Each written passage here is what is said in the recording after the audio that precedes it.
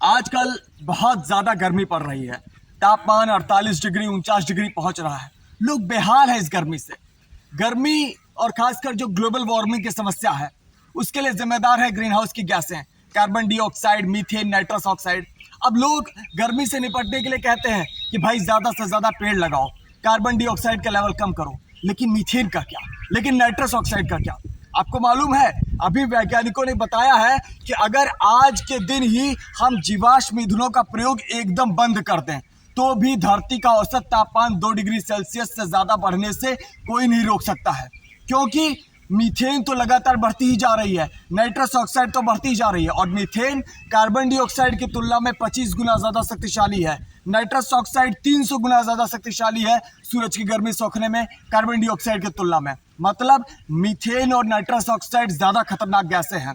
साथ ही साथ मीथेन जो है, जब वो उत्सर्जित होती है तो उसका लाइफ टाइम हमारे एटमॉस्फेयर में लगभग 10-11 साल का होता है। 10-11 साल वो अपने पोटेंशियल के साथ गर्मी सोखती है और उसके बाद मीथेन जो है वो कार्बन डाइऑक्साइड में बदल जाती है, और फिर वो कार्बन डाइऑक्साइड भी 100 सालों तक धरती के वातावरण में रहता है। तो इस तरीके से हो क्या रहा है कि आज वैज्ञानिक बता रहे हैं कि हम लोग जलवायु की आपातकालीन स्थिति में पहुंच चुके हैं। तुरंत ही बहुत बड़े कदम उठाए जाने की जरूरत है जो ये ग्रीन हाउस गैसेस हैं उनकी मात्रा कम करने के लिए। तो अगर हम कार्बन डाइऑक्साइड पर निर्भर होना चाहते हैं तो कार्बन डाइऑक्साइड हमारे वातावरण में करीब 100 सालों तक रहती है, उसका लाइफ टाइम करीब 100 साल तक का है हमारे वायुमंडल में, तो वो 100 साल में जाकर खत्म होगी। जबकि मीथेन जो है उसको सिर्फ हम 10 सालों में ही खत्म कर सकते हैं। तो हमारा फोकस मीथेन को कम करने पर भी होना चाहिए, नाइट्रस ऑक्साइड को कम करने पर भी होना चाहिए। और मीथेन के उत्सर्जन का सबसे बड़ा मानव जनित कारण आज वर्तमान पशुपालन है। धरती पर हर साल हम 80 अरब से ज्यादा कुछ प्रजातियों के स्थलीय जानवरों को जबरन पैदा कराते हैं मांस, दूध, अंडा आदि के लिए।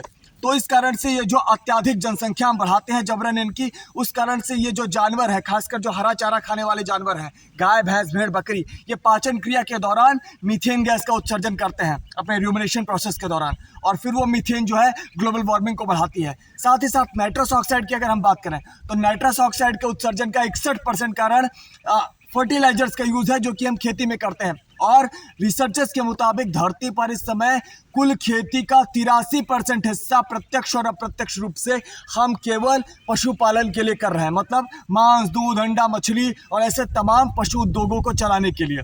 तो इस कारण से हम ज़्यादा फर्टिलाइजर्स का यूज़ हम पशुपालन में कर रहे हैं और उस कारण से हम ज़्यादा नाइट्रस ऑक्साइड का उत्सर्जन भी अपनी इस गतिविधि के माध्यम से कर रहे हैं।